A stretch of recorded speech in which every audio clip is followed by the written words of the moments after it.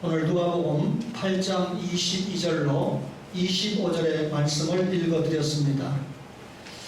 누가복음 7장에 보면 예수님의 2차 갈릴리 사역이 나오고 8장을 지나 9장에 보면 예수님의 3차 갈릴리 사역이 전개가 됩니다. 2차 갈릴리 사역을 마치고 3차 갈릴리 사역을 시작하기 전에 있었던 일을 누가복음 8장에 기록을 하고 있습니다. 1차 갈릴리 사역은 무리들을 위한 사역이었다고 하면 2차 이 갈릴리 사역은 예수님께서 자신들의 제자들을 위한 사역이었다는 것을 확인할 수가 있습니다. 오늘 누가복음 8장 읽어드린 이 본문에서 예수님의 사역이 제자들을 훈련하기 위해서 행하여진 일이다 라고 하는 것을 알 수가 있는데, 특별히 누가복음 8장 22절부터 56절에 수록된 네 가지 이적 기사가 나오는데, 이 네 가지 이적 기사는 예수님의 메시아적인 권능을 증거하는 데만 마치지 않습니다. 예수님께서 특별히 자신의 제자들에게 주시고자 하는 함축적인 메시지가 담겨 있는 것이 네 가지 이적 사건입니다. 예수님께서 주님의 제자들에게 복음 선교 사명을 주어서 세상에 내보내시기 전에 제자들에게 네 가지 이적 사건을 겪게 하셨는데, 여기에 그 나타난 이적 기사를 확인해 보면 세상의 악한 세력으로 인해서 고난을 당하고 있는 사람들에게 초점이 맞추어져 있습니다. 세상의 악한 세력들, 사마귀, 사탄, 마귀, 귀신들에게 고통을 받고 있는 사람들에 대해서 초점을 두고 있다, 그 말이죠. 네 가지 이적 사건이 뭡니까? 오늘 8장 20절로 25절의 첫 이적 사건이 파선의 위기에 처한 제자들의 모습이 나타나죠. 그 다음에 거라사에 귀신 들린 사람 이야기가 나옵니다. 그 다음에 혈루증을 앓고 있는 여인의 이야기가 나옵니다. 그 다음에 야이로의 딸이 죽었으나 주님께서 살려내셨다라고 하는 죽은 야이로의 딸, 얼마나 그 가정에 슬픔이 임했겠습니까? 이런 등장하는 인물들은 각각 인생살이에서 육체적으로 정신적으로 고통을 당하고 있는 인간들의 모습을 그대로 보여주고 있습니다. 오늘 이 네 가지 사건 가운데 특별히 풍랑을 만난 제자들에 대한 말씀을 상고해 보려고 합니다. 오늘 예수님께서 호수 저편으로 건너가자 그러셨죠. 누가복음 8장 22절을 다시 보실까요? 하루는 제자들과 함께 배에 오르사 그들에게 이르시되 호수 저편으로 건너가자 하시매 이에 떠나, 그렇게 기록이 됐습니다. 예수님께서 평상시처럼 말씀 전파 사역을 마치시고 저녁이 되니까 제자들과 함께 나룻배가 있는 호숫가로 가셨습니다. 그곳에 도착하자 예수님께서 제자들에게 강 건너편으로 가자, 이렇게 말씀을 했습니다. 강 건너편은 주님이 다음번에 사역할 사역지가 됩니다. 예수님은 철저하게 하나님의 계획대로 움직이셨습니다. 예수님께서 가시는 장소는 하나님의 구원 계획 속에 들어가 있던 그런 장소입니다. 사람들은 계획을 세우고 길을 간다 할지라도 자주자주 길을 잃어버리기 때문에 완벽하게 계획을 세울 수가 없습니다. 사람이 만약에 완벽하게 계획을 세웠다 할지라도 하나님께서 그 계획을 허용하시지 않는다면 사람이 세운 계획은 결코 이룰 수가 없는 것입니다. 여러분, 이 말씀은 저와 여러분이 살고 있는 이 세계가 우리 마음대로 흘러가는 것이 아니고 사람들의 뜻과 사람들의 주장대로 지나가는 것이 아니고 모든 일은 하나님의 경영, 하나님의 뜻대로 일치하는 방향으로 진행이 되고 마침내 이루어진다라고 하는 사실을 보여줍니다. 인간의 세계는 하나님의 주권 아래 움직이고 있기 때문에 하나님의 허락이 있어야만 사람이 세운 그 계획이 실행되고 성취될 수 있다, 그 말이죠. 오늘 갈릴리 호수가 본문에 나옵니다만 팔레스틴에서는 가장 큰 담수호가 됩니다. 마태와 마가는 같은 사건을 다룬 기사에서 갈릴리 호수라고 하지 않고 갈릴리 바다 혹은 디베랴 바다라고 표현을 했습니다. 갈릴리 호수를 바다라고 표현하는 것은 유대적인 표현인데 그만큼 이게 호수인지 바다인지 구별이 되지 않을 만큼 엄청난 곳이 갈릴리 호수입니다. 이 주변에는요, 예수님의 사역과 깊은 관련을 맺었던 벳세다, 가버나움, 막달라, 고라신, 디베랴 이런 여러 성읍들이 위치하고 있었습니다. 갈릴리 호수는 높은 협곡으로 둘러싸여 있는데 낮에 동안에는 아주 뜨거운 햇볕이 내리쬐기 때문에 바람이 없을 때 증발 현상으로 공기가 대단히 희박해지는 곳이 갈릴리 바다입니다. 그러나 호수를 둘러싸고 있는 산속에는 항상 적당한 공기가 유지되고 있습니다. 이런 대기상의 차이 때문에 저녁이 되었을 때는 산중에 있는 공기가 갑자기 냉각이 돼서 바람이 깔때기 역할을 해가지고 갈릴리 호수로 협곡을 따라서 내려오게 됩니다. 그러니까 갈릴리 호수의 더운 이 표면 위에 무섭게 광풍이 내리치는 현상이 생기게 되는 것이죠. 호수 위의 더운 공기와 이 차가운 공기가 충돌하면서 폭풍을 일으키게 되는데 이런 폭풍이 일어났을 때 배를 조종한다는 것은 대단히 어렵습니다. 마태 표현에 보면 큰 노를 일으켜 배를 전복시키거나 가라앉힐 수 있을 만큼 엄청나게 격렬한 폭풍이다 그 말이죠. 여러분, 사실 베드로를 위시한 안드레, 야고보, 요한은 어부 출신이기 때문에 갈릴리 호수에서 오랫동안 고기를 잡았던 사람들 아닙니까? 그렇기 때문에 갈릴리 바다에 일어나는 갑작스러운 폭풍 현상을 이미 알고 있었을 것입니다. 더군다나 밤에 이 호수에서 배를 타고 호숫가를 건너간다는 것은 대단히 위험하다는 사실을 이 유능한 어부들은 알고 있었습니다. 그런데 예수님께서 낮 동안에는 하나님의 말씀을 열심히 강론하신 후에 호수 저편으로 건너가자, 다음 사역지로 건너가자 순종을 했습니다. 예수님은 쉴 새 없이 선교 사역을 감당을 하셨기 때문에 대단히, 예수님 죄가 없는 인성을 입지 않았습니까? 예수님도 대단히 피곤하셨기 때문에 배에 오르자마자 깊은 잠에 빠지시게 됐습니다. 예수님이 깊은 잠에 빠졌을 때 엄청난 광풍이 몰아쳤다는 거죠.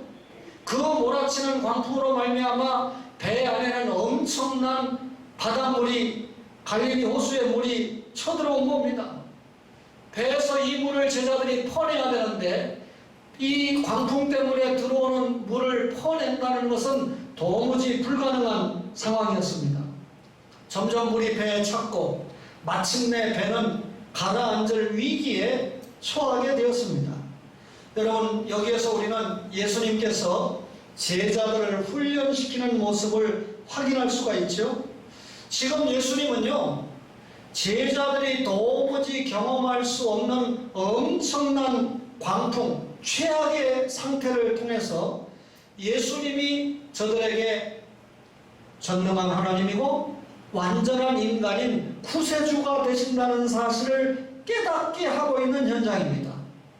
예수님께서 자신이 구주가 된다는 사실을, 야, 내가 너희들을 구원하러 온 구주다, 내가 전능한 하나님이다, 내가 완전한 인간이다, 이렇게 말로 주시는 메시지도 힘이 있을 수 있지만 지금 이 엄청난 광풍 속에서 일어나는 일들을 통하여 예수님이 전능한 하나님이고 완전한 인간이라는 사실을 알려주는 엄청난 메시지가 된다 그 말이죠. 예수님의 제자들은 복된 소식을 전합니다. 여러분도 저도 복된 소식을 전하는 사람들 아닙니까? 그런데 우리가 그런 사역을 감당한다고 해서 우리에게 늘 좋은 일만 일어나는 것이 아닙니다. 때에 따라서는 생각하지도 못했던 엄청난 고난이 닥쳐올 수도 있습니다. 주님의 제자라고 하면 닥쳐오는 어떤 고난 속에도 결코 좌절해서는 안 된다는 것이죠. 복음 전파라는 위대한 사명을 완수하기 위해서 때로 우리에게 찾아오는 고난도 위기도 극복을 해야 된다, 그 말입니다. 예수님을 따르겠다고 결심한 우리가 아니겠습니까? 따라서 역경이 찾아올 때 이를 피하지 않고 주님 되시는, 우리의 주가 되시는 예수님께 의지함으로 오히려 고난과 환난과 역경을 통해서 더 강한 믿음의 소유자로 격상되어 있어야 됩니다. 오늘 말씀을 듣고 있는 여러분과 저가 사마귀, 사탄, 마귀, 귀신의 도전 앞에, 하나도 세상의 도전 앞에, 나라고 하는 육신의 이 도전 앞에, 먹는 문제, 보는 문제, 욕심의 문제를 적응하는 이 자신 앞에 스스로 극복하고 믿음으로 굳건하게 세워지는 여러분과 저가 되시기를 간절히 바랍니다. 주님께서 바람과 물결을 꾸짖으셨어요. 누가복음 8장 24절에 보니까 제자들이 나와 깨어 이르되 주여 주여 우리가 죽겠나이다 한데 예수께서 잠을 깨사 바람과 물결을 꾸짖으시니 이에 그쳐 잔잔하여 지더라 그랬습니다. 예수님의 제자들 가운데 배를 다루는 사람이 누가복음 5장에 보면 있지 않았습니까? 그들은 이런 광풍의 상황 앞에서 어떻게 대처해야 하는지 알고 있었습니다. 자신들의 힘이 미치는 범위 안에서 위기를 헤쳐나가려고 최선을 다했을 것입니다. 그러나 엄청난 광풍과 배 안으로 들어오는 이 수량 앞에 저들은 속수무책이었습니다. 사태는 점점 악화되어 갔습니다. 제자들은 지금 이제 마침내 야 이러다가 죽겠구나, 죽음의 위협까지 느끼게 되었습니다. 이때 제자들이 생각한 것이 무엇일까요?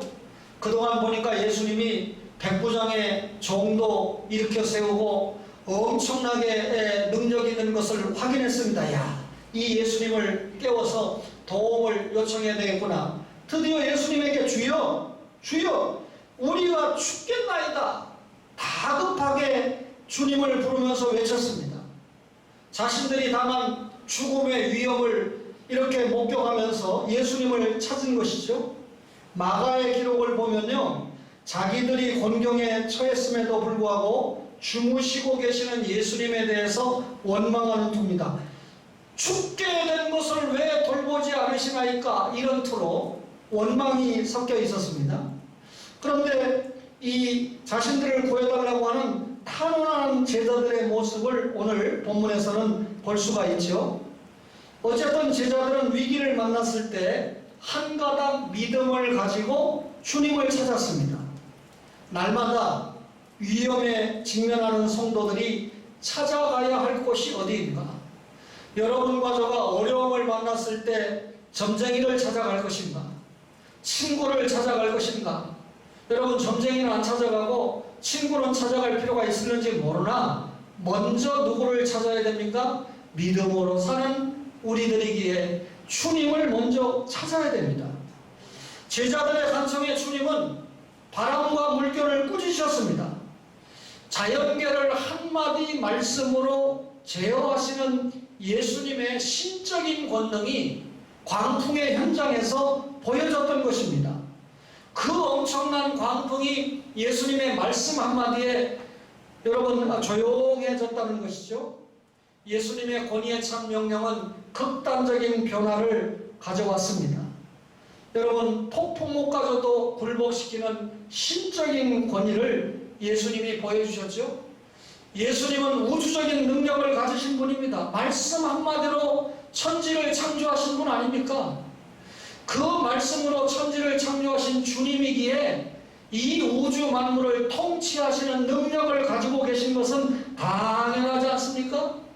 우주와 자연의 질서를 직접 다스리는 전능하신 분이 예수님이라, 그 말이죠. 제자들은 지금 현장에서 자연을 다스리는 예수님의 권능을 목격하고 다시 한번 놀라게 됩니다. 그러니까 두 가지로 놀랐죠. 엄청난 태풍 앞에 놀라는 두려움이 있었죠. 그 엄청난 광풍을 제압해버리는 예수님의 능력을 보고 놀랐죠. 여러분, 똑같은 두려움과 놀람이지만 확실하게 내용은 다른 것입니다. 자연의 위력 앞에서 죽음의 위협을 느꼈던 두려움과 차원이 다른 것입니다. 야, 우리가 믿고 따라가는 예수님이 이렇게 엄청난 능력을 가지고 계신 분이구나. 경외심을 가진 두려움이라 그 말이죠. 도대체 저 사람이 누구기에 바람과 바다도 순종을 하는가? 이런 능력을 가진 사람은 상천하에 없다. 이 세상에는 없다. 그런데 저분이 바람과 파도를 잠잠하게 할 수 있는 것을 보면 사실 하나님 외에는 이 같은 능력을 행할 수 있는 분이 없다라고 하는 고백 아닙니까? 지금껏 예수님과 함께 지내오면서도 그분에 관한 지식이 보잘것없었던 제자들의 자기 한계를 노출하고 있는 것입니다. 똑같은 시간에 교회 나오고 10년, 20년을 교회를 다녀서도 하나님의 말씀도 모르고 성경도 잘 찾지 못하고 기도를 시키면 시험 들어서 교회 안 나온다 하고, 여러분, 예수님과 동행하고 믿음 생활을 했다고 하면서도 나타나는 신앙의 질과 차이는 너무나 다르게 나타나는데 오늘 본문의 제자들도 다를 바가 없습니다. 그때 우리 주님께서 너희 믿음이 어디 있느냐, 누가복음 8장 25절에 제자들에게 이르시되 너희 믿음이 어디 있느냐 하시니 그들이 두려워하고 놀랍게 여겨 서로 말하되 그가 누구에게 바람과 물을 명함에 순종하는가, 그렇게 기록을 했습니다. 폭풍 앞에서 두려움에 떤 제자들의 불신앙은 예수님의 평안한 모습과는 너무나 대비가 되지요. 여러분, 시험의 때에 믿음이 있는 사람은 인내하면서 하나님의 뜻을 볼 줄 압니다. 비록 지금 제자들이 예수님께 도움을 간청했지만 위급한 사안이라고 할지라도 주님께서 함께 계신다면, 주님이 나와 함께 하신다면 안전하다라고 하는 믿음이 있어야 되는데 그런 믿음이 없었던 거예요. 그러니까 예수님이 뭐라고 하니까 너희 믿음이 어디 있느냐 하고 꾸짖으신 거죠. 마가복음에는 더욱 강하게 제자들의 믿음 없음을 꾸짖고 계심이 표현되어 있습니다. 어찌하여 이렇게 무서워하느냐, 너희가 어찌 믿음이 없느냐. 마가복음 4장 40절에 그렇게 책망을 하셨고, 마태복음에는 어찌하여 무서워하느냐, 믿음이 작은 자들아 라고 마태복음 8장 26절에 믿음이 작은 자들아 이렇게 말씀했습니다. 이 말씀 무슨 말일까요? 믿음의 질이 좋지 않다. 똑같이 예수 믿는다고 하면서도 믿음의 질이 좋은 성도가 있고 믿음의 질이 안 좋은 성도들이 있잖아요. 지금 제자락하면서 예수님 앞에 믿음의 질이 안 좋다고 평가를 받고 있는데, 마태복음에 보면 예수님께서 믿음이 작은 자 몇 가지를 소개하는데 의식주를 염려하는 자 믿음이 작다 그랬어요. 오늘 본문에 바다의 물결을 보고 무서워하는 자 믿음이 작다고 그랬고, 그 다음에 바람과 물결 앞에서 의심하는 자 믿음이 작다고 그랬고, 마태복음 16장에 보면 이 떡 때문에 변론하는 사람들에게 믿음이 적다고 그랬고 작다고 그랬고, 마태복음 17장에 보면 귀신을 쫓아내지 못하는 제자들에게 믿음이 작은 자들아 라고 말씀을 했습니다. 여러분, 이런 예수님의 말씀을 참고해보면 여러분과 제가 우리 믿음의 질을 날마다 격상시켜야 된다라고 하는 것을 깨닫게 되죠. 자, 예수님께서 이 땅에 오신다고 하는 것은 우리의 시조 아담이 범죄 타락함으로 여자의 후손으로 약속된 것이죠. 여자의 후손이 담는 핵심적인 내용이 뭡니까? 우리의 죄를 대속하는 대속사역 아닙니까? 그래서 하나님 나라 일꾼으로 회복시키는 사역 아니겠습니까? 그런데 지금 제자들이 이 땅에 오신 메시아라고 하는 사실을 믿지 못하고 있는 것입니다. 하나님에 의해서 보냄을 받은 메시아 예수가 지금 자신들과 함께 있습니다. 그렇다면 그 예수님과 함께 하고 있는 한 모든 풍랑 속에서 다 해결이 되고 고난을 통과할 수 있다는 믿음을 가져야 되는데 그렇지 못했어요. 여러분, 예수님이 계십니다. 예수님이 지금 죽을 때입니까? 아닙니까? 예수님은 어디서 죽어야 되죠? 하나님의 약속에 의하면 십자가에서 죽어야 됩니다. 뱃속에서 죽을 수가 없어요. 풍랑을 만나서 예수님이 죽으면 안 돼요. 하나님의 구원 계획 속에 예수님은 이 풍랑을 통과하고 하나님의 때 갈보리 언덕 십자가에서 제자들과 우리의 죄를 대신해서 죽어야 될 분 아닙니까? 이 사실을 제자들이 알고 있었다면 지금은 예수님이 계시니까, 예수님이 아직 사명이 끝나지 않았으니까 결코 우리에게는 문제가 없다, 이 믿음이 있어야 되는데 이런 믿음이 없었다는 것이죠. 뿐만 아니라 예수님은 신적인 권능을 가지신 분입니다. 창조주 아닙니까? 그분이 구세주 아닙니까? 그렇다면 이런 예수님에 대한 믿음이 있어야 되는데 제자들은 믿음이 부족했어요. 얼마 전까지만 해도 예수님이 백부장의 종을 살리시고 하는 이런 모습을 보면서 대단하다, 이런 예수님이라면 대단하다 하고 따라다녔는데 그만 잠깐의 환란이 생기니까 그 목격했던 예수님에 대한 믿음 이런 거 다 없어지고 두려움과 불안에 우왕좌왕하고 말았던 것입니다. 이것이 예수를 믿는다고 하면서도 결정적일 때 연약한 모습을 보이는 우리 아니겠습니까? 여러분, 주님은 두려움과 믿음은 정반대다. 믿음은 여러분 몰아냅니까? 두려움을 몰아냅니다.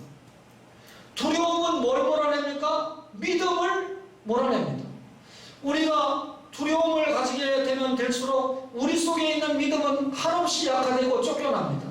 대신 우리가 믿음을 강력하게 가지고 있으면 있을수록 불필요한 두려움은 우리에게서 쫓겨난다, 그 말이죠. 여러분, 주님에 대해서 완전하게 신뢰를 하고 믿음을 가지고 있으면 두려움의 뿌리까지도 소멸시킬 수가 있는 것입니다.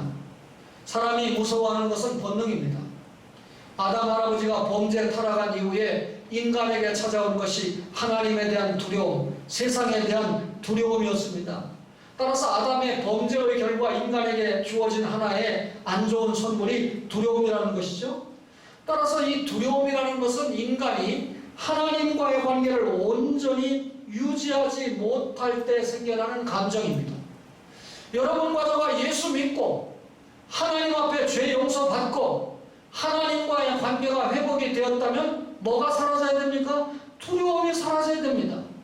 따라서 두려움을 극복하는 길은 예수님을 잘 믿고 하나님께 나아가서 그분의 은혜에 의지하는 것이 두려움을 극복하는 믿음이다, 그 말이죠. 신앙은 보이지 아니하는 세계를 볼 수 있어야 신앙입니다. 고린도후서 4장 18절에 우리의 돌아보는 것은 보이는 것이 아니요 보이지 않는 것이니 보이는 것은 잠깐이요 보이지 않는 것은 영원합니다. 여러분, 보이는 것은 잠깐이고 보이지 않는 것은 영원함을 모르니까 여러분, 권력의 자리에 앉을 때, 부의 자리에 앉을 때 사람이 자기를 통솔하지 못하고 문제를 창출하는 것을 계속해서 여러분과 제가 역사를 통해서 보고 있지 않습니까? 우리의 돌아보는 것은 보이는 것이 아니고 보이지 않는 것이다. 히브리서 11장 1절에 믿음은 바라는 것들의 실상이요 보지 못하는 것들의 증거다 그랬습니다. 여러분, 믿음으로 살아야 돼요. 믿음으로 살지 않으면 무너지는 것입니다. 무너지면 가정이 파괴가 되고 무너지면 사회가 파괴가 되고 예수 믿는 신자들이 무너지면 교회 앞에 엄청난 폭풍을 끌고 오는 것 아니겠습니까? 비록 풍랑 중이었지만 만물보다 크신 온 우주의 주인이신 예수님과 함께 있었습니다. 전지전능하신 예수님과 함께 있었습니다. 그렇다면 이 예수님과 함께라면 조금도 두려워할 필요가 없었다는 말이죠. 만약에 제자들끼리만 가고 있었다면 아무리 물고기 잡는 대어부 베드로가 있었다 할지라도 두려워할 수 있습니다. 그러나 예수님과 함께 있었기 때문에 걱정할 필요가 없었다는 것이죠. 어려운 상황 중에도 예수님을 전적으로 의지하는 믿음이 없었기 때문에 두려움에 사로잡혔던 것입니다. 여러분, 따라서 저는 결론을 내리기를, 지금 제자들에게 닥친 위기는 풍랑이 아니다, 광풍이 아니다, 내적인 환경의 어려움이 아니다. 내적으로 그들이 믿음이 부족한 것이 위기고, 믿음이 부족한 것이 문제고, 믿음이 부족한 것이 환난이다, 그 말입니다. 여러분과 저가 경제적으로 어려운 일이 있을 수 있습니다. 영적으로 고통당할 수 있습니다. 정신적으로 어려움을 만날 수 있습니다. 그러나 그것이 문제가 아니고, 이런 문제 앞에 우리를 진단해 보았을 때 믿음이 없는 것이 문제라고 하는 사실을 확인하시기를 바랍니다. 우리 가운데 일어나는 두려움과 절망의 근본적인 해결 방법은 예수님께 대한 온전한 믿음뿐입니다. 인생 항로에는 잔잔한 순풍이 있는가 하면 때로는 광풍 노도를 만날 때가 있습니다. 여러분, 개인의 생사화복과 인류의 모든 역사를 주장하시는 하나님께서 때로는 우리에게 환난도 주시고 풍파도 주신다는 것이죠. 이런 때 오직 믿음의 배를 탄 자만이 어떤 폭풍과 같은 환경 속에서도 그 길을 잃지 않는다, 그 말입니다. 여러분과 저가 믿음의 배 타고 계십니까? 우리가 탄 배에 예수님이 함께 동행하고 계시다는 것을 알고 계십니까? 그런데도 이 믿음이라고 하는 것을 자기 머리에 기준을 두는 사람이 있어요. 결정적일 때 보면 하나님의 말씀이 아니고 내 생각, 내 주장입니다. 다 그런 건 아니지만 기도 좀 한다고 하는 사람들이, 성경을 좀 읽었다고 하는 사람들이 엉뚱하게도 자기 기준을 들이대고 주장하는 사람들이 꽤 있습니다. 실패입니다. 여러분과 저의 믿음의 기준은 성경입니다. 그렇죠? 우리 믿음의 기준은 넓은 의미에서 성경이고, 성경의 주인공이 예수님이기 때문에 좁은 의미에서는 우리 믿음이 예수님으로 연결이 되는 것입니다. 거듭 말씀드렸지만 우리의 구세주 예수님은 전능한 하나님이고 죄가 없는 완전한 인간이어야 우리를 구원할 수 있는 구세주 자격이 있는 분 아닙니까?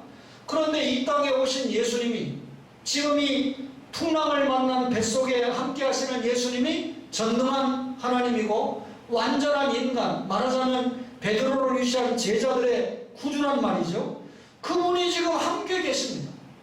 그런데 그분에 대한 확신이 없기 때문에 두려움이 찾아온 거 아닙니까?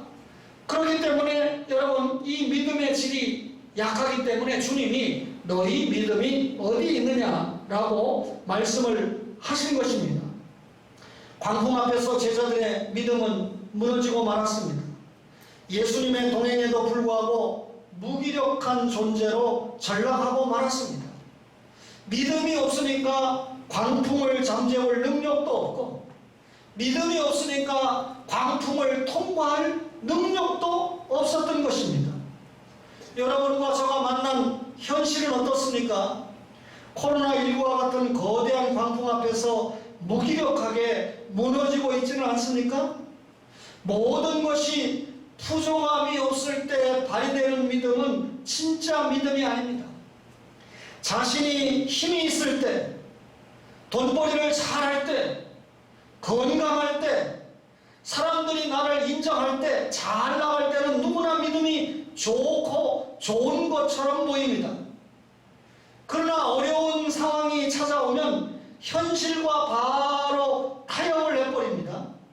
그러나 여러분, 지나놓고 보면 나에게 위기였다라고 생각한 그 때가 위기가 아닐 때가 많습니다.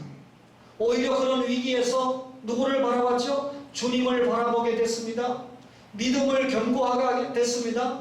그 어려운 환경 속에서 주님과 함께 어려움을 통과하고 나니까 성장하는 믿음이 되고 성숙한 믿음의 소유자로 재탄생되는 것을 우리가 많이 확인하고 있지 않습니까?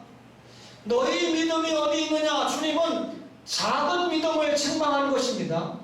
그렇다면 우리가 큰 믿음을 소유하기 위해서 어떻게 해야 됩니까? 닥친 환난과 고난 속에서 주님이 함께라는 확실한 믿음을 가지고 통과하고 승리해야 성숙한 믿음을 가질 수 있다는 것이죠. 역사를 돌이켜보면 인간이 도덕적으로 타락하고 또 죄악에 빠져 있을 때마다 하나님은 온 땅에 여러 가지 방법으로 이 세상을 심판하는 모습을 보게 됩니다. 예수님께서 이 세상을 심판하고 다스리는 이유가 무엇입니까? 지금도 죄악이 관영해서 하나님이 심판하는 때라고 생각합니다. 어느 학자가, 돈이 있는 학자가 말하기를 이 코로나는 절대로 없어지지 않는다. 그 말이 사실이라면 주님이 재림하실 때까지 코로나가 없어지지 않는다, 그 말이잖아요. 그렇다면 이 코로나19를 대하고 있는 우리는 확실히 지금 고난과 고통과 어려움을 지금 호소하고 생활에 제한을 받고 있지 않습니까? 일종의 코로나가 하나님의 심판이다 라고 하는 것은 여러분 우리가 피해갈 수 없는 사실입니다. 그렇다면 하나님께서 왜 이런 엄청난, 사랑의 하나님이 이런 엄청난 코로나와 같은 이런 방법을 통해서 우리에게 심판을 하실까? 답은요, 우리의 죄에 있습니다. 세계 만국이 얼마나 향락에 빠져 있습니까? 여러분, 우리나라도 예수 복음이 들어와서 이렇게 세상 속에서 인정받고 잘 사는 나라가 되었는데 그 받은 혜택을 인류를 위해서 사용하고 있습니까? 또 외국까지는 못 본다고 해도 국내 어려운 사람들과 이 건강을 잃어버린 이런 사람들을 위해서, 약자들을 위해서 소위 사용하고 있습니까? 여러분, 뭐 세금 문제인지 아파트 소유 문제인지 강남인지 뭐 나와도 보면 우리하고 관계없는 자기들끼리의 얘기만 지금 하고 있습니다. 근데 그 얘기를 하고 있는 사람들이 보면 자기들은 다 두 채, 세 채씩 가지고 있다는 거예요. 그러니까 여러분, 이게 뭡니까? 여러분, 나타나는 현실을 통해서 우리가 안타깝지 않습니까? 과거에 공적이 있는 사람이에요. 종교를 떠나서. 그분은 뭐 불교 지도자라고 알려진 사람인데 그래도 그런 장례식 앞에 가가지고 뭐 찬송가를 들고 데모하는 거 아니에요, 교인들이. 한국교회 왜 그렇게 저속한 신자들이 많은지 저는 이해를 못하겠어요. 남의 집 장례식 하는 데 가서 찬송가 틀어놓고 뭐 장례를 반대한다, 그럼 되겠습니까? 찬송가가 그러면 반대하는 거 부르는 게 찬송가입니까? 근데 길게 얘기 못합니다. 여러분, 수준 있는 기독교가 돼야 돼요. 양식 있는 기독교 신자가 돼야 돼요. 모든 사람들에게 존경을 받을 수 있을 때 우리가 제사장 나라 거룩한 백성이 될 수 있는 거 아닙니까? 그런데 자기가 이 미투 문제로 고생하고 있는 사람들을 도와주고 헌신하고 한 것으로 그 자리까지 올라온 거 아닙니까? 근데 그 자리에 올라와서는 자기가 그런 모습을 보였다는 그런 이 보도가 되기 시작하니까 난 잘 모릅니다만, 그거 뭐 해명도 안 하고 싸워보지도 않고 바로 자신의 생을 끝내버림으로 지금 오히려 더 혼란을 겪고 있지 않습니까? 여러분, 우리 가족들 가운데는 그런 가족들이 없겠습니다만, 신목사에게도 그런 불행한 일은 없겠습니다만, 천에 하나 만에 하나 그런 일이 있다면 조용히 가족장으로 하십시오. 그리고 조용히 끝내십시오. 그리고 역사의 평가에 맡겨야 됩니다. 여기까지가 여러분 목사가 기도하면서 갖는 생각입니다. 지금 무슨 말을 하고 있습니까? 설교 시간에는 열심히 안 듣다가 이런 얘기하면 또 열심히 들어요. 그래서 자기 의견하고 다르면 우리 목사가 틀려먹었어. 자기 의견하고 맞으면 역시 말씀도 좋더니 우리 목사님은 훌륭해. 야, 이게 여러분의 기준으로 판단하는 거예요. 모든 기준은 말씀입니다. 사랑하는 초원의 가족 여러분, 이렇게 코로나19와 같이 어려운 때일수록 교회 나오세요, 믿음을 사수합시다 라고 전화하는 우리 전도사님의 전화를 귀중하게 여기시고, 선지자가 초청한다는 음성으로 받으시고, 목사가 전화할 때까지 기다리지 마시고 믿음을 회복해야 됩니다. 그래서 함께 예배하면서 주님 앞에 너희 믿음이 어디 있느냐, 여기 있습니다. 저희는 어려울 때 성숙한 믿음으로 주님과 동행합니다. 광풍로도를 통과합니다. 모두 다 함께 승리해서 하나님 앞에 큰 영광의 전리품을 보여드리는 초원의 가족들 되시기를 주님의 이름으로 간절히 바랍니다. 주신 말씀